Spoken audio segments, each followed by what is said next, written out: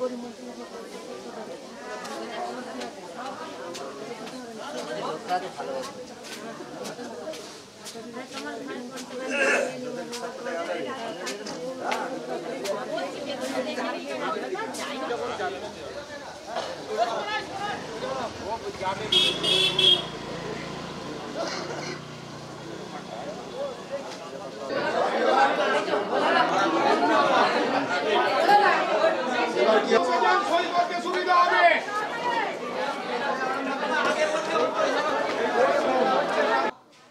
ডাকবে?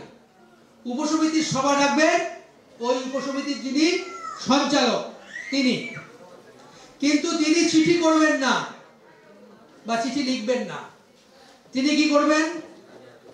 ওই উপসমিতির যিনি সচিব আছেন, তাহলে নারী শিশু এই যে এইখানে আইডিটা আর ওটিপিটা বসাতে হবে, বসিয়ে লগ ইন করতে হবে। ঠিক আছে? আগে পেয়েছেন, অনেকেই পেয়েছেন।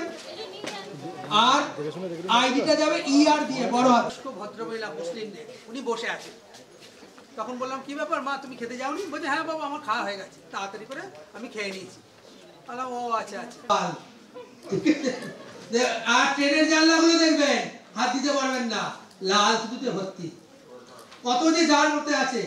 শুধু তাই নয়, আমরা যারা রয়েছি আমরাও প্রতিনিয়ত ভুল করে যাচ্ছি। কি ভুল করে যাচ্ছি দেখুন, আমরা সবাই, আমিও ব্যতিক্রম নয়, আমাদের যখনই মুখ থেকে একটা থুতু উঠলো বা মুখ থেকে কফ উঠলো, আমরা কিন্তু রাস্তায় ফেলে দিই।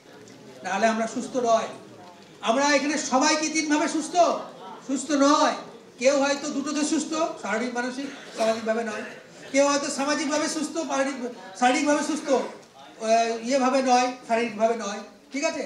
একজন দেখবেন রাস্তাঘাটে অনেক সময় দেখি খুব সুন্দর একটা চেহারা, দারুণ, এই ধনাখালী স্টেশনে আছে, দারুণ পায়খানা করি। ঠিক আছে?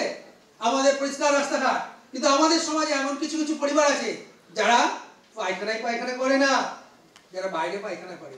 তাহলে যে মাছিগুলো ওখানে বসে, যে জার্মগুলো আছে, সেগুলো কি শুধুমাত্র যারা সুস্থ? আমরা কিন্তু মানসিকভাবে সুস্থ, কিন্তু আমরা সামাজিকভাবে সুস্থ নয়। ঠিক আছে? কারণ এখনো পর্যন্ত 100% করা যায়নি পায়খানা।